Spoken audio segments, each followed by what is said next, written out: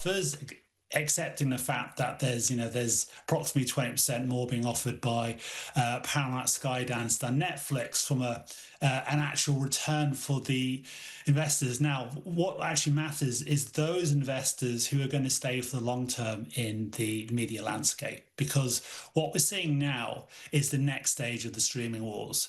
So back in 2019, we had the what I previously described as the D2C Big Bang moment, where the major players in the media landscape came in to compete against Netflix and Amazon predominantly to be able to launch their own direct-to-consumer streaming services. Now, that battle for conversing traditional TV consumers into being able to become streaming users and subscribers has now been achieved. The next stage is, how do you keep them there? How do you avoid the risk of commodification, where, what's the real difference between all these competing streaming services? And that's down to IP.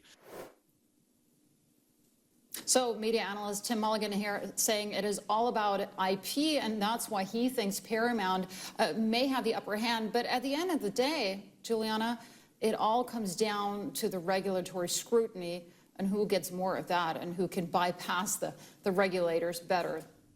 Well, on that point, I think there's been fascinating debate over the last several weeks around who should really count when it comes to assessing market share in this space. So, should we be comparing streaming hours to what viewers are doing on shorter video platforms like Instagram, like TikTok? And that's Netflix's argument and has been in before. And that's the expected argument they're likely to take with regulators, that, when you actually look at Netflix compared to all of the platforms that viewers have the opportunity to view content on, then their market share looks much less overwhelming, much less dominant. But you've got David Ellison pushing back, saying that's not the right way to look at it, because if you're, the creator of Game of Thrones, you're not going to be looking at the likes of Instagram or TikTok to launch a new season. You're going to be looking at the traditional players like Paramount, like HBO Max, like Netflix. So he's saying that whole argument around category ambiguity is basically bogus.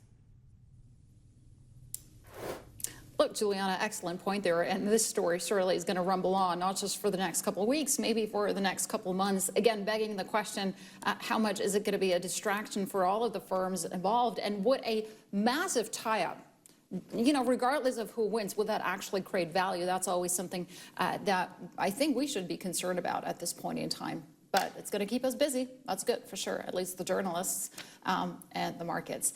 Now, let's move on. On this week's episode of Executive Decisions, Steve Sedgwick speaks to the CEO of London.